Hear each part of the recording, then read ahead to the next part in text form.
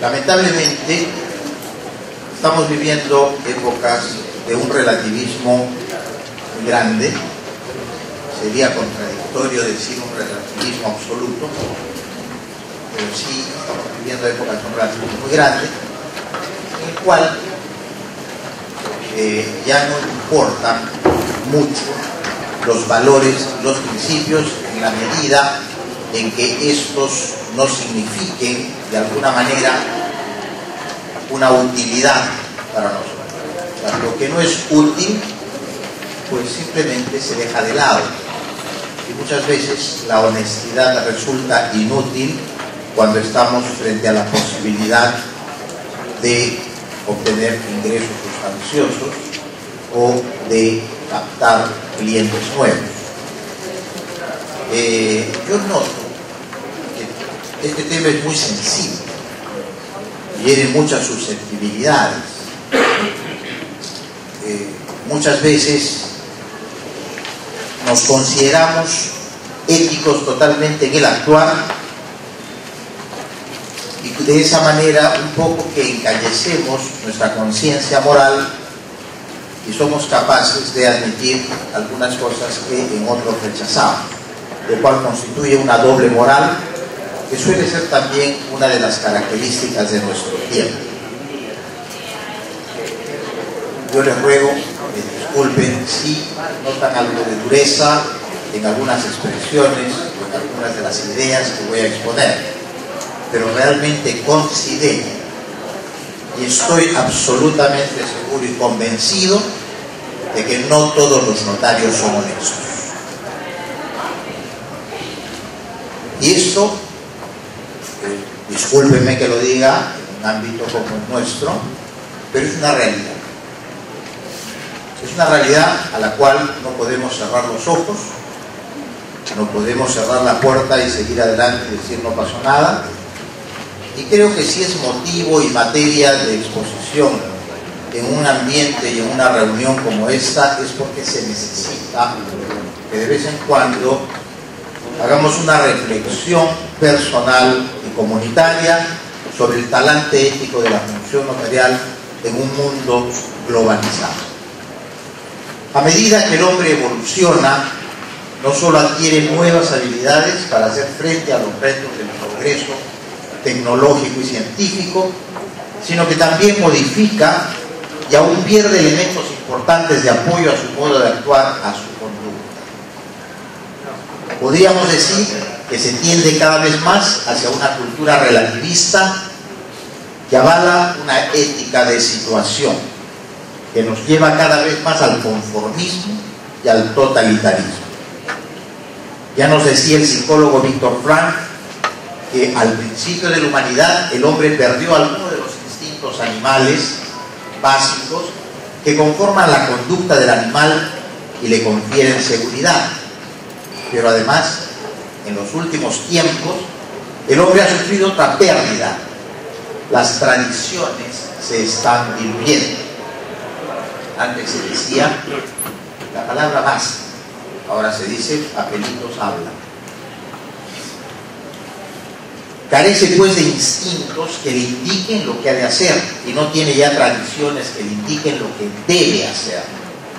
Sin instinto y sin tradiciones, al hombre solo le quedan dos caminos: o hacer lo que los demás hacen, lo cual nos conduce al conformismo, o hacer lo que los demás quieren que se haga, lo cual nos conduce al totalitarismo. Esa desorientación del hombre moderno no es otra cosa que una expresión de la desmoralización que afecta a las personas en el mundo de hoy. Más aún, cuando tanto la razón como la ciencia se han encargado de vaciar al hombre de sentido, propiciando la individualidad de la persona por encima de su natural comunitarismo, sin tener en cuenta que antes que individuos somos personas, sino más bien en el seno de una sociedad a la que por la naturaleza pertenecemos. O sea, no es en nuestra individualidad en la que nos revelamos como personas, sino en el seno de esa sociedad. Somos seres para el encuentro, seres duales, terrenos y trascendentes, que nos movemos y funcionamos con la razón y por la razón y con las emociones, ya que si solo actuáramos movidos por la razón, seríamos autómatas sin sentido de la existencia. Y si solo actuáramos movidos por las emociones, seríamos seres impulsivos y pasionales. Necesitamos de ambas para realizarnos como personas, razón y emoción. Es en esta realidad en la que actúa el proceso de globalización, que surge como una necesidad de interdependencia voluntaria de las naciones, cuya meta es la unificación de los mercados mundiales para permitir que la mayor producción de las naciones desarrolladas encuentre mercados más grandes para el consumo de sus productos. Es pues un proceso esencialmente de carácter económico, mejor aún, de interdependencia económica, con repercusiones inevitables en aspectos sociales, políticos, jurídicos, culturales y aún religiosos, sin que con esta enumeración se pretenda agotar todos los ámbitos afectados entre los actores del proceso, el globalizador y el globalizante, o el globalizado. Los estudios del proceso no pocas veces han constatado que los resultados de la globalización han sido catastróficos para los países en desarrollo. Los capitales se siguen concentrando en los países desarrollados, en los países globalizantes, quienes además han reclutado los cerebros de las naciones globalizadas, que en lugar de brindar esperanzas han hundido al tercer mundo en retroceso, niveles más bajos de vida, desempleo, subempleo y mayor dependencia tecnológica y económica.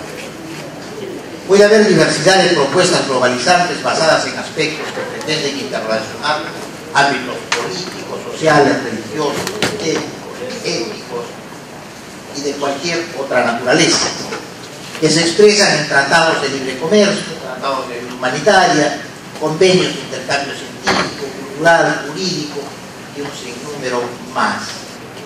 Difícil aún, imposible de abarcar en una exposición tan limitada como la que expongo en este trabajo, pero creo que no podemos estar en desacuerdo con que la globalización que el mundo necesita es aquella que comparte la condición universal de las inquietudes humanas, sus frustraciones, sus miedos, sus deseos y sobre todo sus sueños.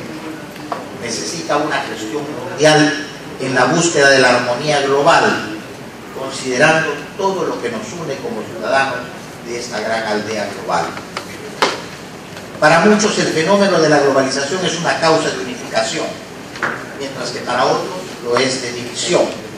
Determinados aspectos de las relaciones humanas dentro de un proceso de globalización se manifiestan como señales de libertad y de movilidad, y otros, más bien, se manifiestan como fijación en el espacio, como localización, como expresión de la diferenciación de la propia realidad con la realidad de los demás. Para unos es una bendición, para otros pareciera más bien una desgracia. El problema radica en que los primeros se constituyen muchas veces en los elementos globalizantes y los otros en los globalizados. Y en efecto es que los globalizantes suelen pretender imponer normas o maneras de ser a los globalizados, lo cual se convierte en una garantía de seguridad jurídica, que en último término también se manifiesta en una seguridad económica, tema que interesa a la globalización, hace que sea asimismo esencial que la función notarial responda a los principios fundamentales de la ética: la beneficencia, la autonomía, la justicia, la no maleficencia, al margen de disposiciones de carácter positivo que pudieran atentar contra los mismos o pretender desnaturalizarlos. Pues se piensa que el notario debiera legalizar por teléfono, vía aparatos electrónicos, a distancia, etc. Es decir, el notario ya no funciona como la persona que está frente al hecho mismo o al acto notarial, sino a través de una cámara, una pantalla, y al otro lado puede estar cualquier persona. Entonces, ese es uno de los problemas que conocemos. No todo lo que la ley permite es moralmente bueno, ni todo lo que se prohíbe es totalmente malo. La globalización en el campo jurídico puede llegar a modernizar las leyes. Si bien se consideran buenos para una realidad concreta, no pueden serlo e incluso pueden ser malos para otra realidad moral. Y es en estas particulares circunstancias en que debe primar el criterio de conciencia de nosotros, señores notarios. A nosotros nos diferencia de los animales nuestra libertad racional. Y esa libertad racional nos hace tan diferentes que somos los únicos capaces de ser conscientes de cuándo lo que estamos haciendo está bien o cuándo está mal. Si nosotros no somos nuestros propios jueces, nadie podrá juzgarnos debidamente. Vivimos en un país en el cual la corrupción se ha hecho parte de la vida social. Actualmente vivimos en un mundo que se está tratando de liberar de la corrupción, que afecta a todas las instituciones y, como les decía dolorosamente al comenzar, al empezar estas palabras, que voy a terminar dentro de unos pocos minutos, esta corrupción lamentablemente también nos ha afectado a nosotros. Y esto es lo que tendríamos que empezar a reflexionar. No se trata de que nos adaptemos a nuevas condiciones y formas de ejercer la función notarial. Se trata de que seamos personas honestas, capaces de dar seguridad, de brindar seguridad a la colectividad, que se confíe en nosotros como funcionarios de fe pública, que sabemos hacer que aquello que expresamos sea un fiel reflejo de la realidad. Que no se dude de nosotros, que no se diga que hay notarios más honestos que otros. Todos debemos ser notarios honestos. Cicerón dijo: lo peor de las personas importantes no es que sean viciosas, sino que tengan tantos imitadores. Esto nos puede pasar a nosotros. Ese círculo vicioso de la corrupción nos podría afectar. Estaremos protegiendo la función notarial y haciéndola instrumento de promoción del desarrollo de nuestros pueblos y garantía de seguridad jurídica si fortalecemos nuestros principios de inmediación, pues somos los encargados de una función personalísima. Autonomía que demanda nuestra absoluta independencia de cualquier forma de presión para la toma de decisiones, venga esta del propio Estado o de los usuarios del servicio. No existe otra instancia superior que nuestra propia conciencia. Veracidad que demanda la exacta coherencia entre los hechos y lo que se dice de los mismos. No podemos olvidar que nuestra intervención reviste a los actos y contratos de una presunción de verdad. Exclusividad porque solo el notario debe cumplir con la delicada función y no permitir que ésta sea delegada a quienes no tienen las calidades y cualidades requeridas para su correcto desempeño, y especialmente probidad que nazca de la inspiración en valores y principios que incluso nos pudieran llevar a la objeción de conciencia. Queridos amigos, la globalización hace que el mundo sea cada vez más pequeño. La ética hace que el notario sea cada vez más grande. Muchas gracias.